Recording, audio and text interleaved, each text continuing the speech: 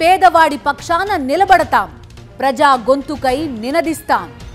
Voice of voiceless, తెలుగువారి మనస్సాక్షి సాక్షి TV.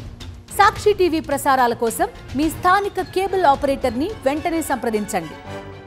Paravada ఫార్మాసిటీలో మరో ప్రమాదం జరిగింది. లుపిన్ ఫార్మా కంపెనీలో విషవాయువులు లీక్ అయ్యాయి. 6 కార్మికులు అస్వస్థతకు గురయ్యారు. 4 పరిస్థితి విషమంగా ఉంది.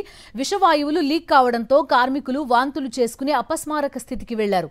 అపస్మారక స్థితిలోకి వెళ్లిన కార్మికులను ఆసుపత్రిలో జాయిన్ చేసింది కంపెనీ యాజమాన్యం. లుపిన్ ఫార్మా కంపెనీలో విషవాయువులు లీక్ అయ్యాయి. ప్రస్తుతం 6 తీవ్రంగా ఇబ్బంది పడుతున్నట్టుగా తెలుస్తోంది. వాళ్ళు ప్రస్తుతం హాస్పిటల్లో చికిత్స పొందుతున్నారు. పూర్తి డీటెయిల్స్ అడుగుదాం. మా కరెస్పాండెంట్ నరేష్ ఫోన్ లైన్లో ఉన్నారు.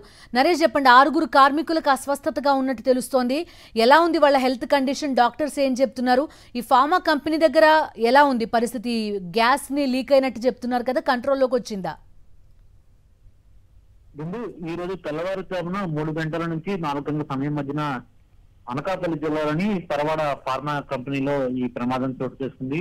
అయితే LTR 2 లో ఒక పౌడర్ ని రిలీజ్ చేసే సమయంలో కొంతవరకు ఫోమ్ బయటికి ప్రొడ్యూస్ అయింది. ఆ సమయంలో ఉన్న కార్మికులు ఆ విషవాయువుని పేర్చడం జరిగింది. అది వెంటనే ఒకటవన ఆసుపత్రికి కార్మికులను తీసుకుని వెళ్లారు. అయితే అందరూ మొత్తం 6 అస్వస్థతకు గురైన ఉంది. అందులో 2 పరిస్థితి పూర్తిగా కూడా ఎక్కువ ఫోమ్ ని వారు పీల్చడంతో వారు తీవ్ర అస్వస్థతకు గురయ్యారు. ప్రస్తుతం అయితే 6 విశాఖపట్నంలోని కిమ్స్ ఐకాన్ ఆసుపత్రిలో ట్రీట్మెంట్ అందజేస్తున్నారు.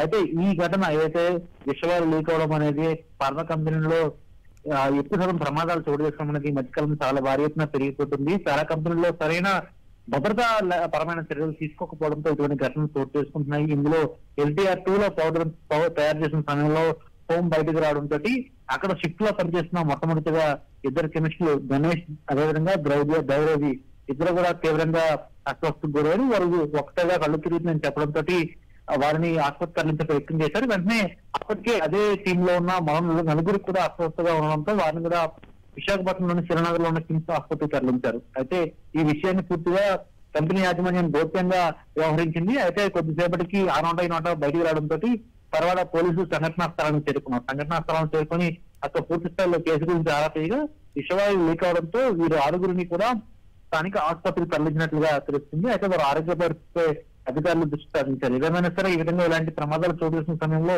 గోప్యత పాటించడం, అదేవిధంగా భద్రతాపరమైన చర్యలు సరిగ్గా పాటించకపోవడంతో ఇలాంటి విషవాయువు లీక్ అవడం, భారీ ఎత్తున లీక్ అయ్యేందుకు చుట్టుపక్కల ప్రదేశాలు ఉన్న అనేక మంది కార్మికులు కూడా తీవ్రంగా అవకాశం, కొన్ని చోట్ల ప్రాణాలు కోల్పోయే అవకాశం ఉంది. ఓకే నరేష్.